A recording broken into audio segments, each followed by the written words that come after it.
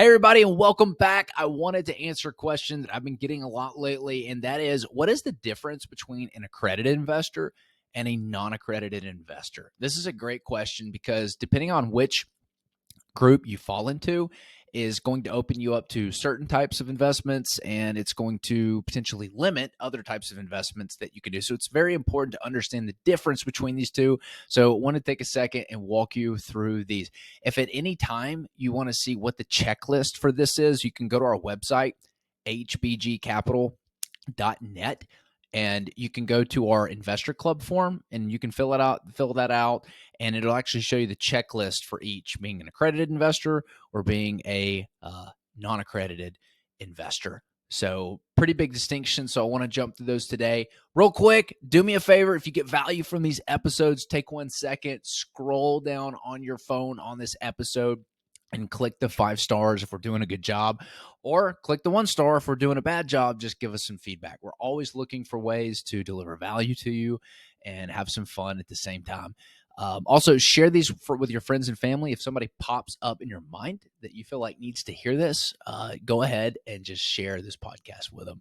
Also, if you've been interested in learning more about creating passive income, you can go to our website, hbgcapital.net, or schedule a call with us. We look forward to getting to know you. Enough about that. All right, so let's get into it. What's the difference between an accredited investor and a non-accredited investor? So very important to understand these two distinctions. Accredited investors qualify for basically what's called a 506c, and that is a type of syndication that sponsors can advertise to. If you've ever seen an ad that's saying, hey, 18% IRR, invest today, that is most likely a 506 C. Hopefully it's 506C because they shouldn't be advertising it if it's not. Or there's some other stuff out there that it could be like a Reg D. So there's a lot of different types of syndications out there. There's a lot of different rules and regulations.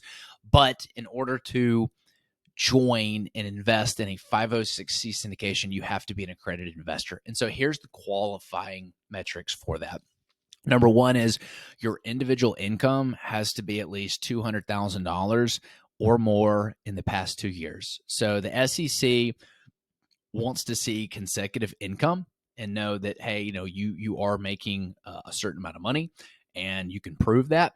And it is in their best interest to kind of regulate that at this point because when you're making $200,000 or more a year, the SEC has basically stipulated and said, hey, this person has the amount of money to live off of and actually invest. They just want to make sure there's no more Bernie Madoff stuff where, there's Ponzi schemes and mom and pop investors are getting ripped off because they don't know how to invest. Usually accredited investors have accumulated a certain amount of wealth, which means they are sophisticated enough to make good financial decisions.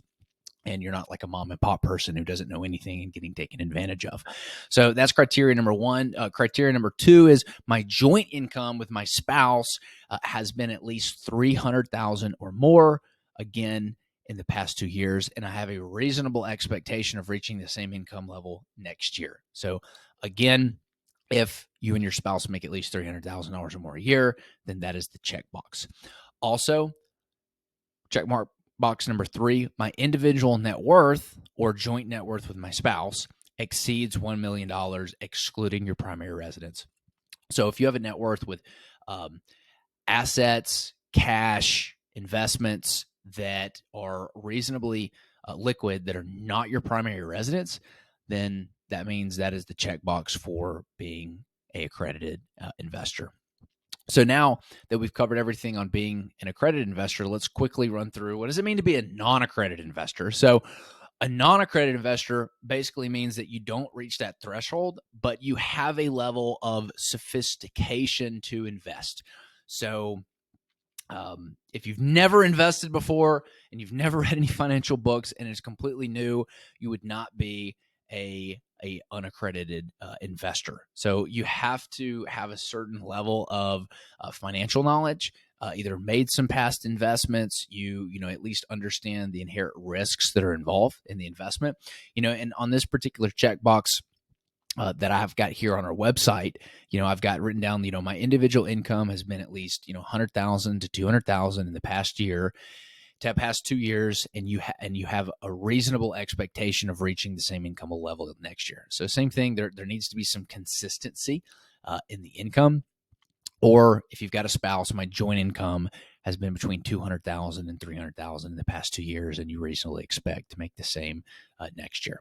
Or your individual net worth or joint net worth with a spouse is between 350 and $1 million. So again, kind of like right below there.